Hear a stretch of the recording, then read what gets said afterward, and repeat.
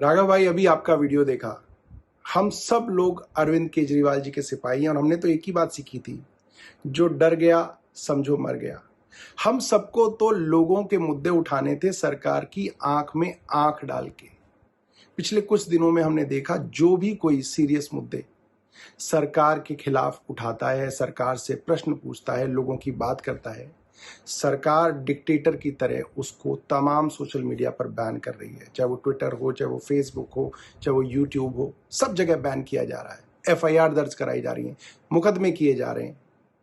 सरकार को इससे कोई फर्क नहीं पड़ता कि कोई सॉफ्ट पीआर अपनी पार्लियामेंट में करे, क्योंकि पार्लियामेंट में एक छोटी सी पार्टी का बड़ा लिमिटेड टाइम होता है। उसमें अगर कोई समोसों की बात उठा रहा है तो उससे जरूरी है कि देश के बड़े मुद्दों की बात उठाएं। पूरे देश में हमने देखा, हर राज्य में चुनाव से पहले सही लोगों के वोट काटे जाते हैं और नकली और झूठे वोट बना के सरकार पूरी बेईमानी के साथ सिस्टम पे कब्जा करके चुनाव जीत रही है। वेस्ट बंगाल में भी यही हो रहा है। अभी सारे विपक्षी पार्टियों ने सीईसी को इम्पीच करने के लिए मोशन लाना चाहा, आपने उसको साइन करने से मना कर दिया। जब भी कोई मुद्दा हो जिसके ऊपर अपोजिशन वॉकआउट करती है, आप वॉकआउट नहीं करते हैं। पिछले कई अरसे से मैंने देखा, आपने कोई भी मुद्दा सदन में नहीं उठाया जिसमें आपने प्रधानमंत्री या भारतीय जनता पार्टी की सरकार से प्रश्न किया हो। ऐसे डर की राजनीति कैसे चलेगी? हम लोगों को पंजाब के मुद्दे उठाने, जहां से आप चुन के आते हैं, आप वो मुद्दे भी उठाने से घबराते हैं। अभी गुजरात में पार्टी के करीब 160 कार्यकर्ताओं को झूठे मुकदमों के अंदर उनके ऊपर एफआईआर दर्ज की गई, कईयों को गिरफ्तार किया गया, आप उस पर भी चुप रहे। तमाम नेता हमारे जेल में थे। अरविंद केजरीवाल जी को बतौर चीफ मिनिस्टर सरकार ने एक झूठे मुकदमे में गिरफ्तार कर लिया।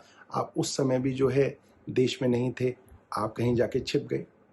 मेरा मानना ये है कि देश के लिए असली मुद्दे हमें निडरता से और साहस से उठाने पड़ेंगे और भारतीय जनता पार्टी की आंख में आंख डाल के आपको मुद्दे उठाने पड़ेंगे। वरना देखिए, आपकी जो सॉफ्ट मुद्दे हैं उनसे उनको कोई फर्क नहीं पड़ता, बल्कि भारतीय जनता पार्टी तो कल से आपको सोशल मीडिया पे सपोर्ट कर रही है। आप इसके बारे में सोचिएगा और देखिएगा कि आप कहां से चले थे और कहां आ गए, और देश को किन चीजों की जरूरत है और आप कैसे बेहतर कर सकते हैं। राघव भाई, अभी आपका वीडियो देखा।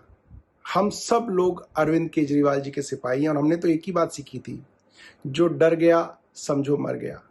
हम सबको तो लोगों के मुद्दे उठाने थे सरकार की आंख में आंख डाल के। पिछले कुछ दिनों में हमने देखा, जो भी कोई सीरियस मुद्दे सरकार के खिलाफ उठाता है, सरकार से प्रश्न पूछता है, लोगों की बात करता है, सरकार डिक्टेटर की तरह उसको तमाम सोशल मीडिया पर बैन कर रही है। चाहे वो ट्विटर हो, चाहे वो फेसबुक हो, चाहे वो यूट्यूब हो, सब जगह बैन किया जा रहा है। एफआईआर दर्ज कराई जा रही है, मुकदमे किए जा रहे हैं।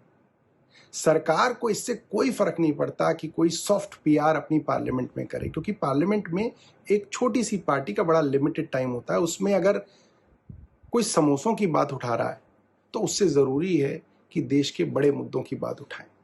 पूरे देश में हमने देखा, हर राज्य में चुनाव से पहले सही लोगों के वोट काटे जाते हैं और नकली और झूठे वोट बना के सरकार पूरी बेईमानी के साथ सिस्टम पे कब्जा करके चुनाव जीत रही है।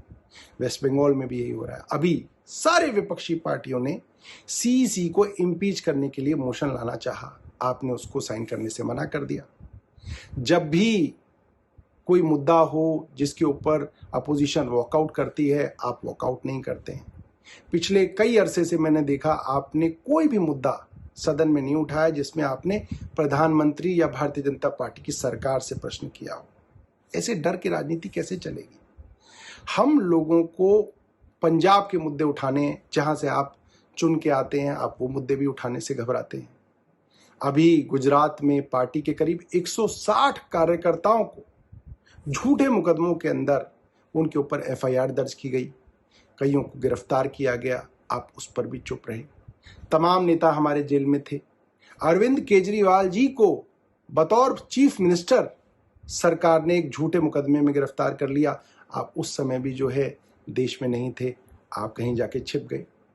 मेरा मानना ये है कि देश के लिए असली मुद्दे हमें निडरता से और साहस से उठाने पड़ेंगे और भारतीय जनता पार्टी की आंख में आंख डाल के आपको मुद्दे उठाने पड़ेंगे, वरना देखिए आपके जो सॉफ्ट मुद्दे हैं उनसे उनको कोई फर्क नहीं पड़ता। बल्कि भारतीय जनता पार्टी तो कल से आपको सोशल मीडिया पे सपोर्ट कर रही है। आप इसके बारे में सोचिएगा और देखिएगा कि आप कहां से चले थे और कहां आ गए, और देश को किन चीजों की जरूरत है और आप कैसे बेहतर कर सकते हैं।